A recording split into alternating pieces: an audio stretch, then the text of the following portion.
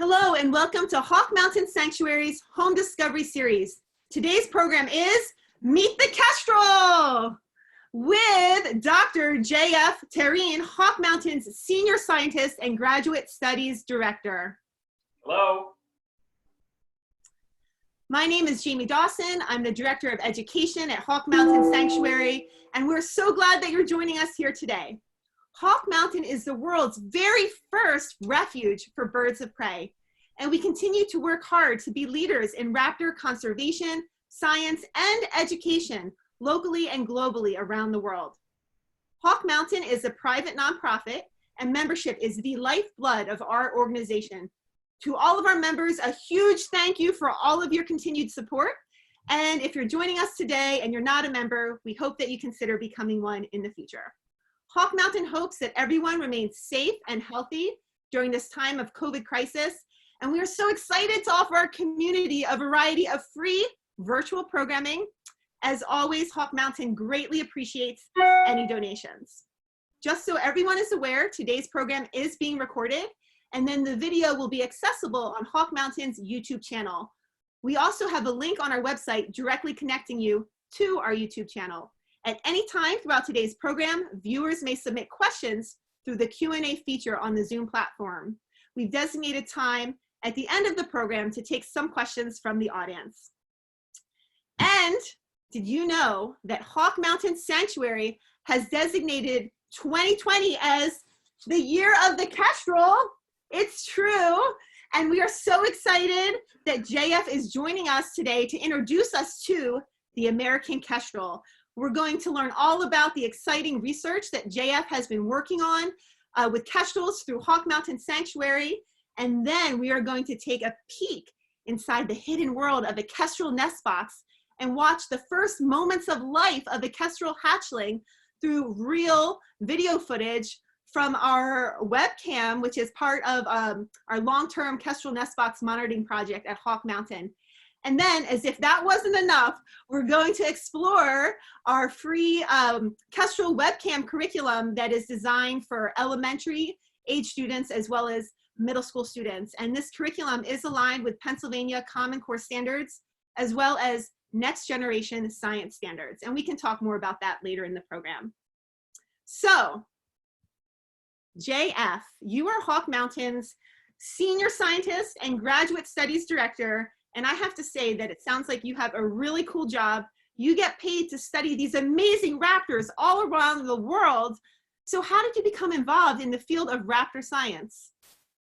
All right, thanks, Jamie. Well, first of all, I was always curious about nature and asking questions about bird, about migration.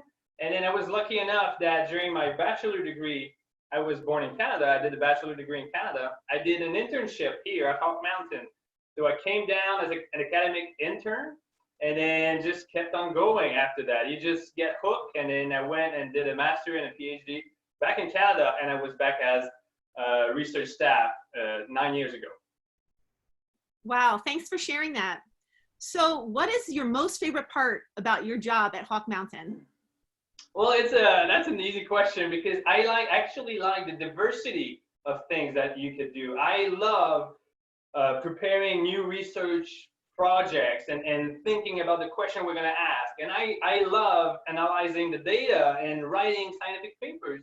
And above all, I love to spend time studying the birds outside, being in close contact with them, seeing them during migration, visiting nest boxes. It's all part of the deal. So the diversity is quite exciting. Wonderful. Thank you.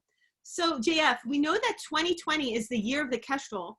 But why is it so important to study Kestrels? Well, that's a very good question.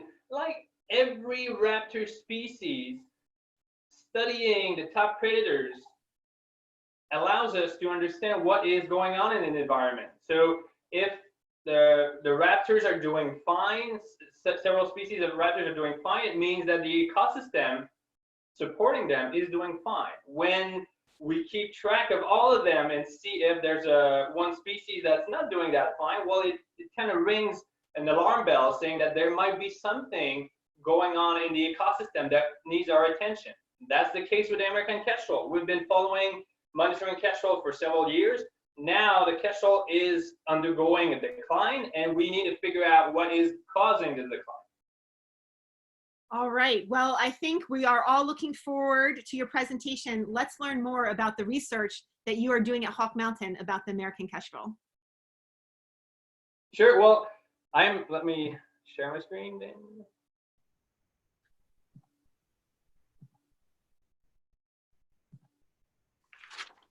All right, can you see this? Looks good. There you go. Well, the American Kestrel is the smallest falcon in North America. It's the smaller relative or smaller cousin of the peregrine falcon. It's a very beautiful bird. It's very colorful. And then I know, Jamie, you're going to come back and explaining the difference in coloration and plumage in male and female later on. So I'm not going to touch too much about this, but I'm just going to give a few basic facts about American Kestrel. The American Kestrel has a diverse diet. It means that it eats several prey types, but mostly feeds on insects and small mammals.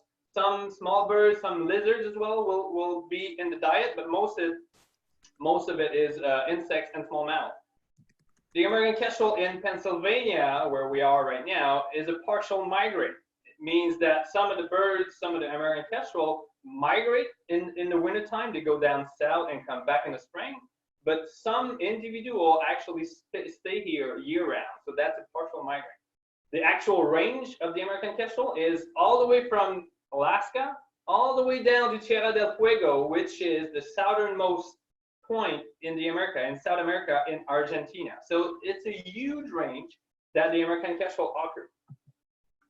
At Hawk Mountain, we've been doing the migration counts for over 85 years. So this is a typical picture taken in September. You see people counting raptors as they migrate through the sanctuary. The American Kestrel is one of them. So we monitor the population of migration raptors, including the Kestrel, and then we do that on an annual basis. From mid-August to mid-December, we're counting every raptor that migrates over the sanctuary. Using that, we can assess trends in the population. So that's the graph for the American Kestrel for fall migration at Hawk Mountain. Not very hard to see that there's a steady decline going on right now. So especially since the 90s, but actually might have started before that, there's a steady decline that we see with American Kestrel. This graph was taking part of the Raptor Population Index database. And then one of the things that they do is we put that all together with other watch sites. There's several places that counts raptors, just like Hawk Mountain. If you put that on a map and you see that there's an arrow for each one of those sites that record American Kestrel. Ours is actually, I don't know if you're going to see my little arrow right here on the screen, but this is Hawk Mountain, eastern Pennsylvania. It's an arrow pointing down, so it means that the population is declining. If you look at this picture, you see that there's a lot of those arrows that are pointing down. So it means that American Kestrel is ongoing. There's an ongoing decline for population of American Kestrel across the country. Now, just as a side note, those dark arrow, the solid dark black arrow, means that it's a significant declining or increasing trend. And then the dash one means that it's not significant. But that's just a scientific verbiage, so I'm not going to go into the details. But basically what we see here is that across the country, American Kestrel population are mostly going down. Now, American Kestrel is particular as it actually like open habitats, but it will nest in cavities. The cavities usually are a tree where a branch fell off, so it creates a natural cavity.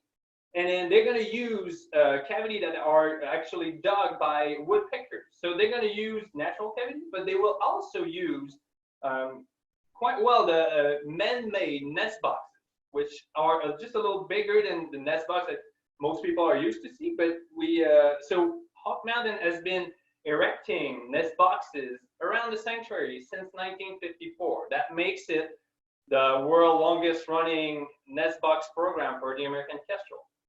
Nowadays, there's a lot of those networks of nest boxes across the country, but in here at Hawk Mountain, we monitor annually about 120 of those nest boxes across 3 counties.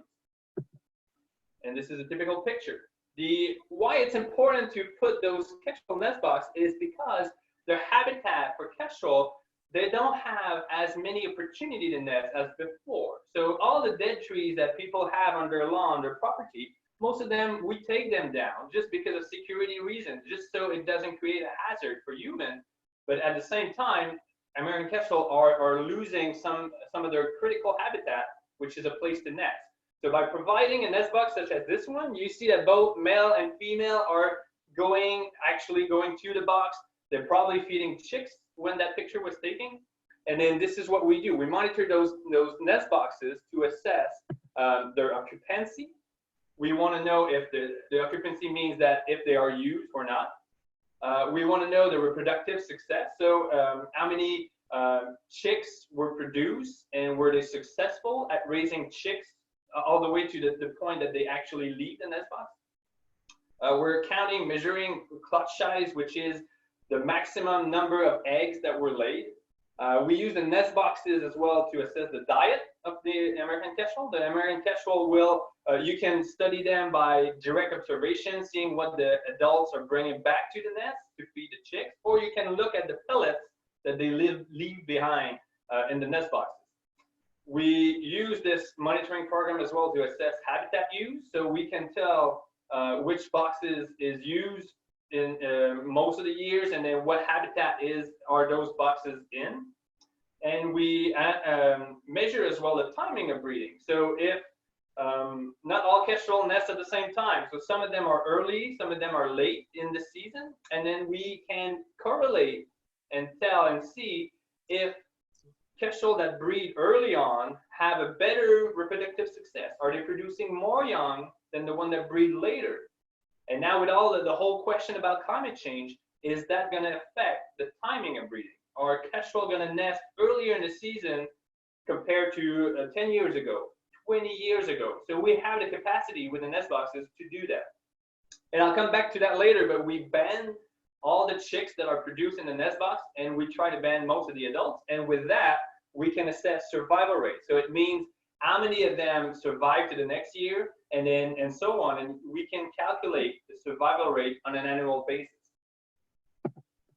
Now, a very exciting thing that we do is we install a camera inside boxes. And then it's just looking under the hood. You can see what is going on inside a Kestrel nest box. Most of the time studying raptors, you see them from afar because most raptors won't tolerate a human being close to their nest, to their chicks. So by putting a nest cam, the birds don't bother with it. It just stays there and record live what is going on in the nest box. So you can see parental behavior, who's incubating, who's providing food, what are they bringing in, what's the diversity, how many preys a day, and so on. So there's a lot of things you can assess with those nest cams. And then so now I'm going to just do a very quick overview of what it looks like, the breeding season for the American Kestrel. You'll see that it's very quick. And then the dates that I'm showing here are actually what we see here in Pennsylvania. So if you are watching and listening, or if you are from places south of Pennsylvania, those dates for you might be a little earlier. And then if you're north of us, southern Canada, northern US, maybe you're a little later than those days that I'm going to talk about. But basically, this is what we see. In late April, early May, just as right now, we know that the Kestrel on average are laying their eggs. So this is the time right now that the Kestrels are laying eggs at the moment. The average clutch size is about between 4 and 6. The average is I think 4 point some eggs, but usually 5 eggs is a full clutch. Both male and female will incubate the eggs. And the time it takes from the moment the eggs were laid, incubated, and then hatch is 28 days. So in 4 weeks, the birds are going to sit on the eggs, and after the 28-day period, the eggs are going to hatch. And for that time, when the eggs hatch to the time they fly out of the box, it's another 4 weeks. So it's a very quick development schedule. In 28 days, they're starting as a little baby Kestrel chick coming out of an egg. And then 4 weeks later, they're fully fledged, fully feathered, flying out of the box. So you'll see, I have a few photos to show. It's super quick and it's very exciting. So right now, this is a picture you might see that's happening right now in Kestrel Nest Boxes. So those are 5 eggs that were just laid, and it's not that much exciting because both of the adults are going to incubate them. So there's not much change in the egg, in the shape of egg. So 28 days later, this is the typical picture you're going to see. Those eggs, if you can follow my arrow on the screen, this is a chick that's just cracking the shell of his egg, and it's about to hatch. So you see a little beak here. Let me put that arrow back. All right, you see that one's breaking a shell. You see there's another hole right here in that one, another one right here, and lastly, this one as well. So this 5th egg is probably actually going to crack shortly as well, and they mostly hatch all at the same time. So this time of year is very exciting. At the time we took the picture, you could hear the chicks peeping through their egg, even though they're not out of it. They could still see going. I'm not gonna do. Oh, I can try to do it, but you just go beep, beep, beep, beep, beep, across from the eggshell. So it's very exciting to see. So 6 days later, this is usually early June. You see those kind of pictures. So those are small chicks. They are getting their eyes a little more open because when they actually hatch, they have trouble standing. They're kind of very helpless. They're kind of resting on the wood chips on the bottom of the box with eye closed, and they can barely feed, but they do, and then they actually come and will look like that after about 6 days. Now this is 10 days. As you see, just for 4 days, there's a big difference. Now the chicks are standing up, eyes fully open, and they move a lot more at that age. Whenever there's an adult coming to the box, they react, they want food, they're fighting for food, and they're growing super fast at the time. 3 weeks now, 21 days, mid-June, you see that those kestrels look like adult kestrel. They're still chicks. You can tell that they're chicks by the white down feathers on their wings and on the top of the head, and then this one too. And then on the picture right here, those of you familiar with the plumage coloration, you can tell right away that this one right here is a lot more bluish on the wing. That this one, it's a lot more reddish orangey. And then we can tell that the one on the left is a female and the one on the right is a male. If you look closely, you see that we just banded them. So they have this new little band with a unique number on it. So at any time during the life of those kestrel, if ever they're recorded, recited, recaptured, we can tell where they were from and how long did they survive, how much did they move. So very important research right there. And this is about 28 days old. So 4 weeks after they were that little white ball of feathers, they're actually a kestrel that can fly out of the nest box. You see there's still a little bit of down feathers on the head. So you can tell that this one's a chick that was just born a month ago, but this is what they look like, and they're just about to fly out. We've been banding kestrels for several years. We've been banding adults and nestlings for over 25 years. We've banded over 5,000 kestrels so far. We have started recently, about 10 years ago, color banding. The color bands actually you see on this picture allows us to actually identify a bird from a distance. You don't need to recapture it. You don't need to have the bird in hand. You can see it with binoculars, a telescope, or a camera. And then, so if any one of you is out looking for kestrel and see one of those banded birds, please report it. This is very important science that we do. And then if you want to report it, you see that the number is 05. It's a blue band, and it's on the right leg. So all those information are important for us to assess which bird is that. So I'm just gonna end it up right here and let Jamie took over. But I just want to mention that there's a nice American Kestrel Nest Box program. All the information is on the website. You can adopt a Kestrel Nest Box and get information for the Nest Box program by just going on that web page. And we hope you guys are gonna just visit the website. So that's pretty much what I had. Jamie, are you taking over now? Sure. Thank you, JF. That was fascinating. And I also wanted to add that in our Hawk Mountain bookstore, we also sell Kestrel Nest Boxes. Obviously, we're closed now, and unfortunately, we can't offer the Nest Boxes online for shipment, but just keep that in mind in the future.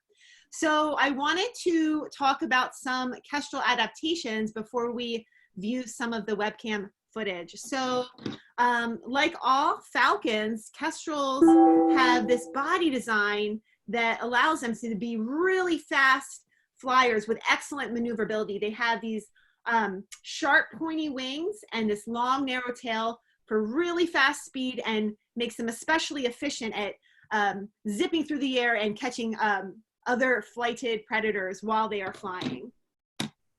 So JF mentioned about the different coloration between male and females for the Kestrels.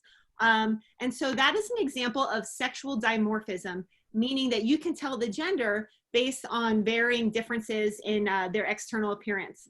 So here we have a real wing of a Kestrel, and if you recall, this is a female because it has this reddish or rufous colored wing with the black banding.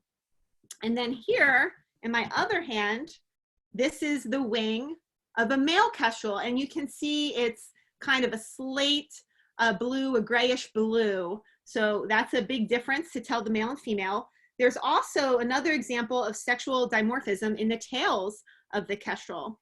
So here, this is the tail of a female. It's this rufous color and it has the black band throughout. And in my other hand, this is the tail of a male Kestrel. You can see it's a solid rufous, and then it has this terminal black band near the end. So let's see. Also, I have to share some Kestrel talons. These are real. And you can see that this one is banded. And so like all raptors, Kestrels have these adaptations of these really sharp talons that they can use to catch, grab, squeeze, and even kill their prey.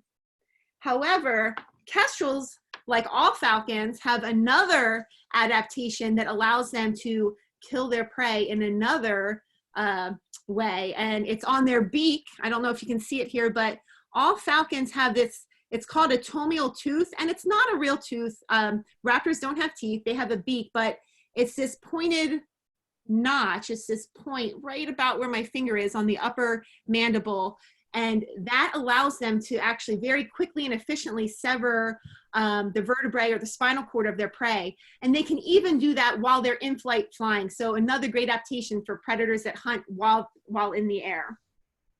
Also with the beak, you can see, like all raptors, Kestrels have a sharp hook-shaped beak that helps them tear apart the flesh of their prey. And also you can notice the large eyes, another trait of all raptors.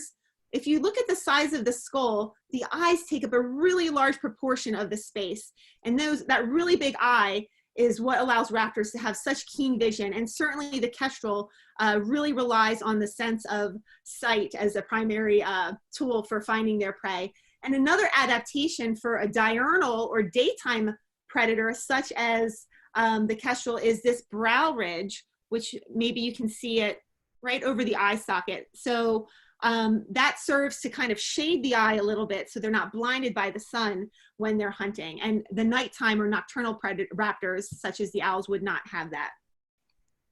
And I know you all saw pictures of the eggs on JF's presentation, but here I just want to show you for size with my hand.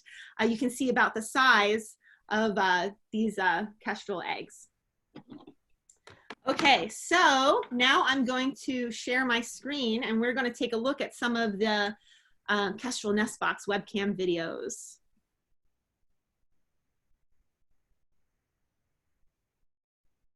Okay, so if anyone was able to print out some of the guided worksheets that go along with day one, which is what we're going to be looking at today for the video clips, I invite you, you can bring them out now. So we have guided worksheets for elementary school students, and then a separate one for middle school students. So this should have been emailed as links that you can download from our website. That was on the same email with your Zoom link, and you can also just find that on our website. So as we go through looking at the different video clips from day one, from May 21st, 2014, you're welcome to fill out the worksheet as we go, or you can just relax and enjoy the video footage, and then we'll talk about the answers after viewing each clip. So this Kestrel Webcam Curriculum is a fantastic resource for teachers, students, or anyone that's just really interested to learn more about Kestrels. So as mentioned earlier, it's designed for elementary and middle school students, and it's all aligned with Pennsylvania Common Core standards and next generation science standards.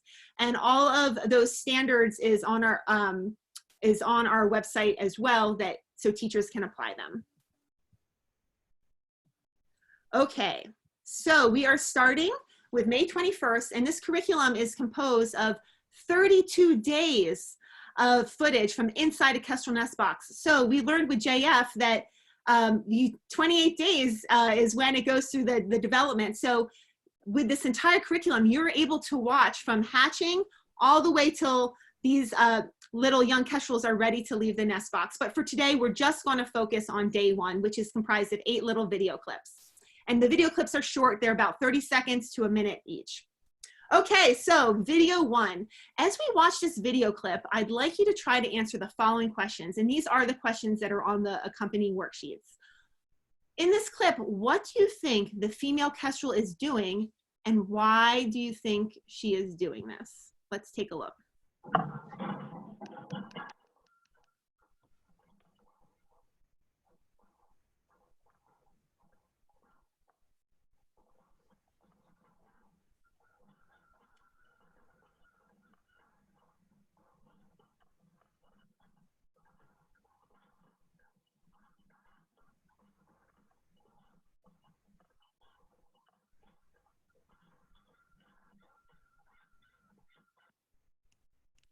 Okay, so what was the female doing here? She was incubating her eggs. And why is she doing this? She's doing this to keep them warm so they will develop and hatch. So when these baby Kestrels are inside the eggs, they can't produce their own body heat yet, and they really need their parents to incubate them and keep them warm. Okay, so now we're moving on to video number 2. So as we watch this clip, we're going to try to answer the question of what 3 things can you see in the nest box?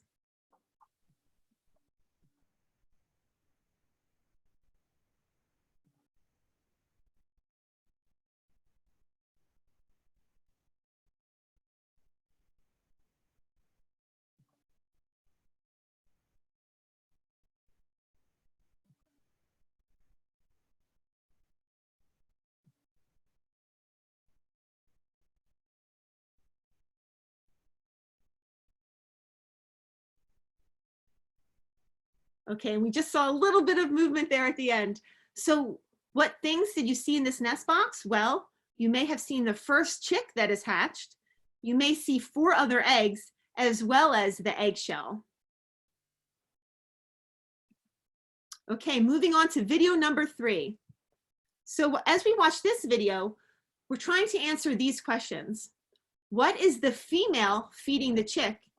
And why might this be a good choice for a first meal?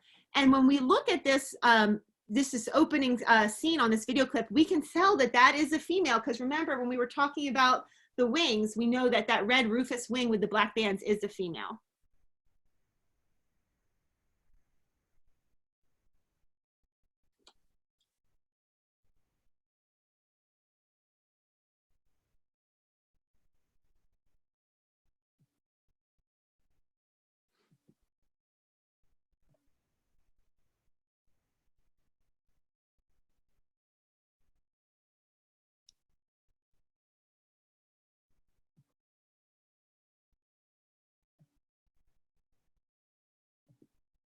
Okay.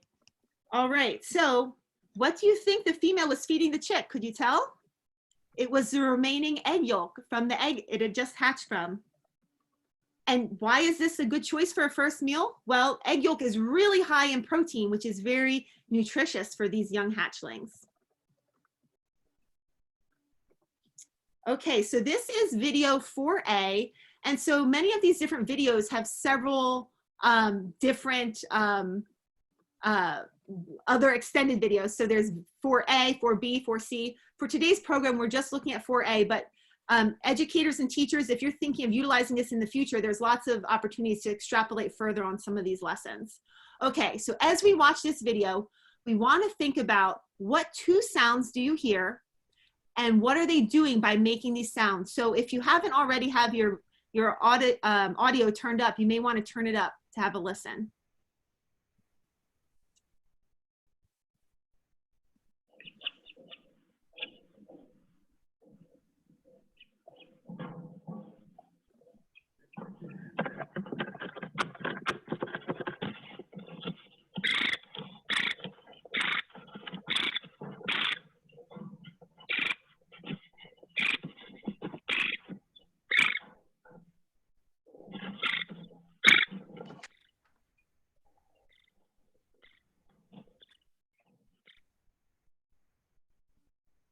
Okay, so what did we hear?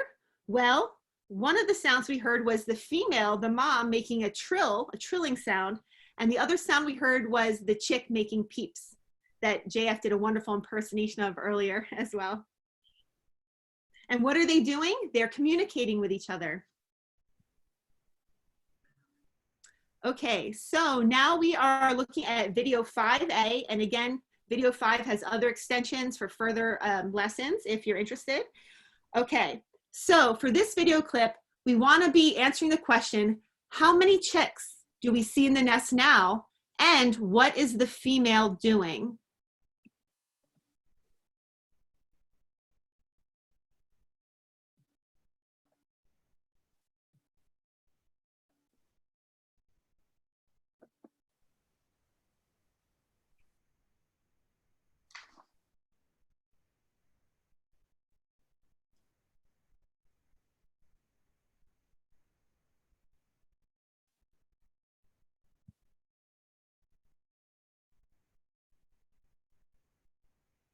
Okay, so how many chicks are there now? Now there's 2. The second chick has hatched.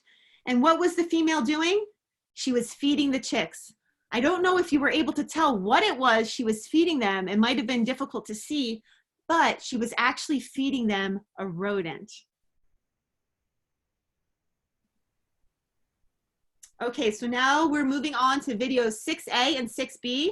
You may notice that it looks a little different, kind of black and white, and this is because now it's getting darker at the time that this video was filmed.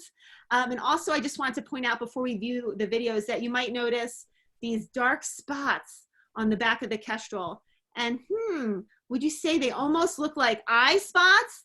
So many scientists believe these are false eye spots, which can help deter a predator that might want to snatch up a kestrel for a meal. They might see those big eye spots and be scared off. Okay, so as we watch this video clip, we want to be trying to answer the questions, how many chicks are in the nest now, and what is the male doing? And remember, we know it's the male by the wings. Even though it's black and white, we can tell it's not that banded wing from the female. It's more that slate grayish blue for the male.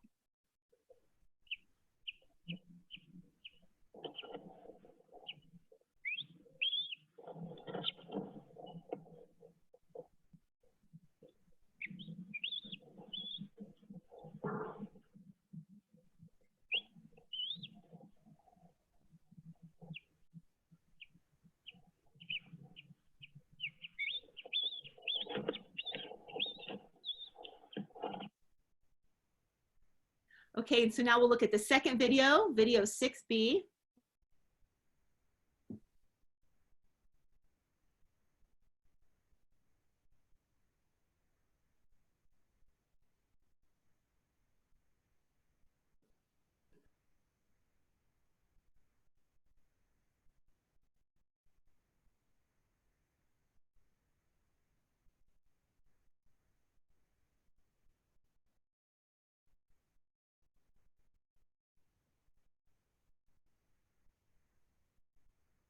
All right, were you able to see how many chicks are in the nest now?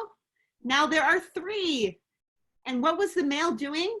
He was brooding the chicks, keeping them warm, and also incubating the eggs. Okay, so these are the last 2 video clips from the day 1. So as we watch these clips, we want to be answering the following questions. What is the female doing? And why do you think she is doing this? All right, Let's watch video 7.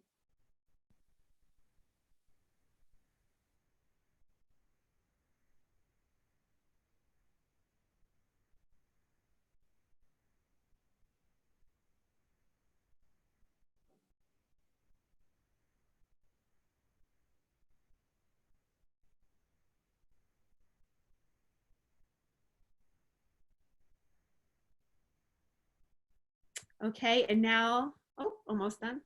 And now video 8.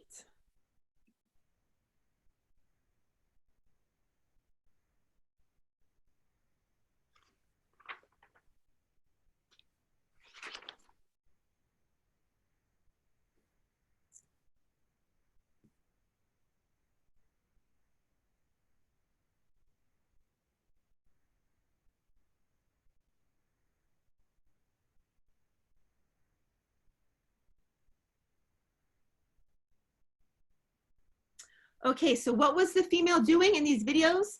It appears to be that she was playing or moving the eggshell with her beak, and she was wiggling on the nest. And why do you think she is doing this? Well, she's trying to get all of her young and eggs under her comfortably and to keep them warm.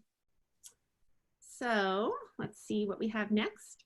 So I hope you enjoyed watching those video footages, and I'm getting a message that maybe some people are having difficulty viewing the video clips on their devices. So just a reminder that this entire program is being recorded, and that will be up shortly on our website and our YouTube channel, so that you can view it further if you weren't able to watch the video clips during today's program.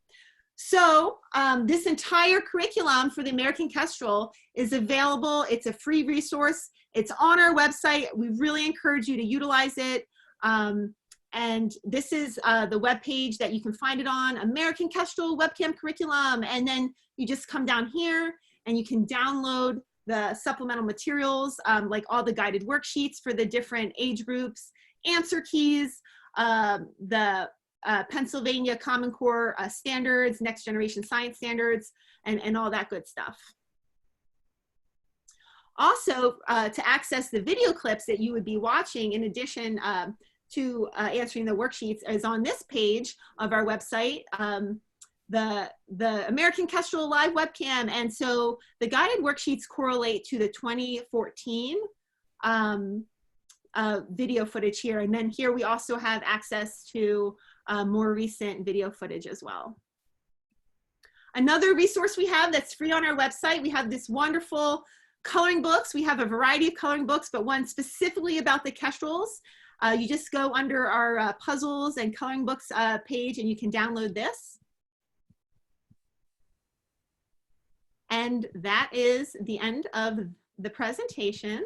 So I just again wanted to show you, this is the coloring book. It's really wonderful. And also, I think JF's favorite book is The Return of Magic. JF, are you reading this book too? Yeah, I'm the same way right now. A Hawk Mountain publication, and maybe featured in an upcoming Hawk Mountain Sanctuary Storytime coming soon. Now we're going to have some time to take some questions from the audience. I think there were already a few good ones, and then let me just start with the first one then. The question was about the hatching time, if the chicks all hatch at the same time. That's a very good question. So for the female actually will lay each egg about every other day. So there might be like a day and a half between two consecutive eggs. But at the time that they're laying the eggs, they're not fully incubating them. They're keeping the eggs at a given temperature that it slows their development, but it keeps them alive. So when the female will actually lay the 4th egg of a clutch of 5, then they're going to start incubating them. And so all the chicks will hatch about the same day. So in about a 2-day windows, 2.5 days, all the chicks will hatch. So they'll all have the same approximate age. So that strategy is made so that the first one to hatch is not much bigger than the smaller one to the last one to hatch. And then they will all share the food at a relatively similar fighting capacity, because the chicks are going to be hungry and they're going to be looking for food. So Thanks so much. Very good question. Okay, next question. How closely will kestrels nest to each other? Do they mate for life? How closely do offspring remain to the adults when fully grown? Well, very good questions again. So, depending on the habitat, kestrel can nest relatively close to one another. So we have boxes scattered around the landscape around Hawk Mountain, and then usually farmland, a barn, a tree, and then you can see two kestrel boxes being used at a relatively close distance. We've seen them like 500 meters apart being used and successful.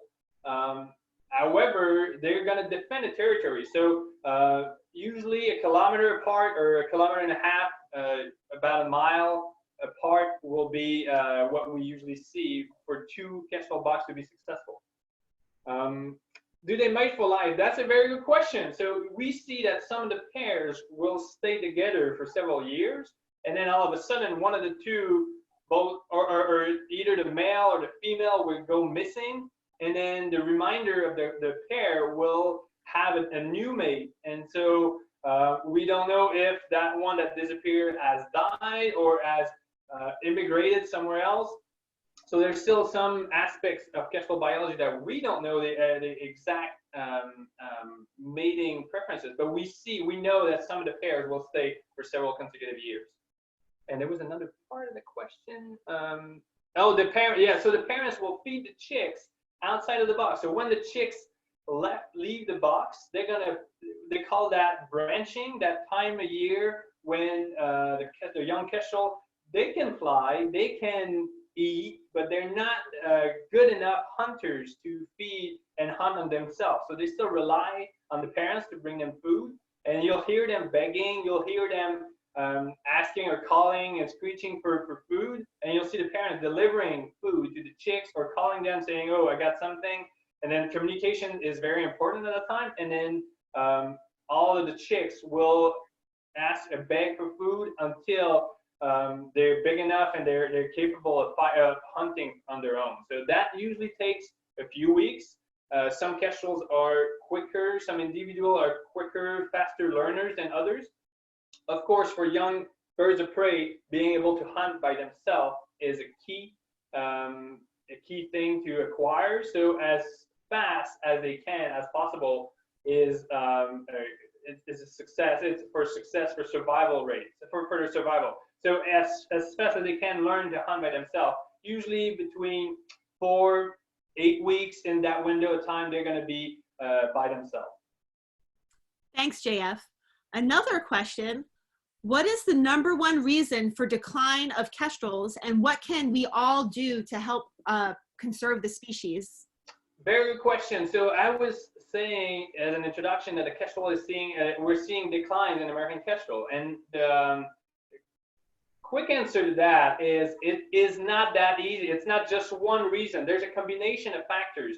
There is currently loss of habitat. A lot of the open country farmland habitat are transformed into very intensive agriculture practices, which is not easy for kestrel to nest in those habitats.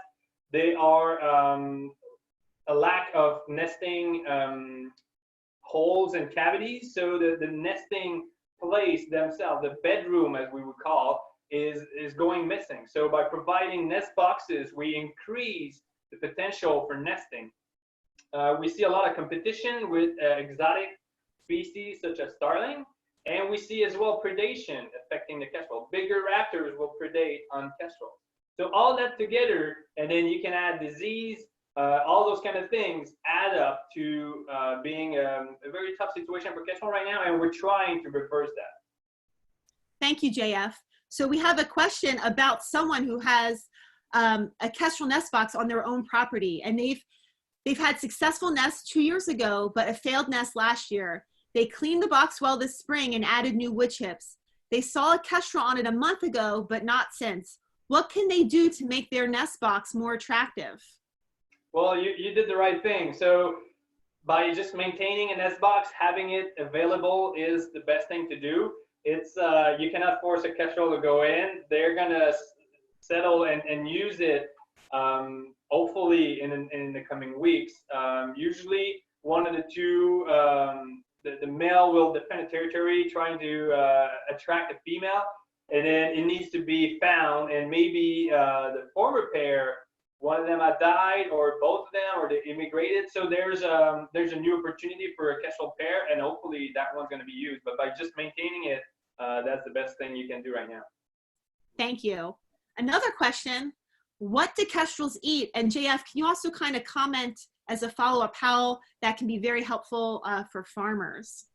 Well, yeah, good question again. So Kestrel have a diverse diet, so they will go for insects and small mammal.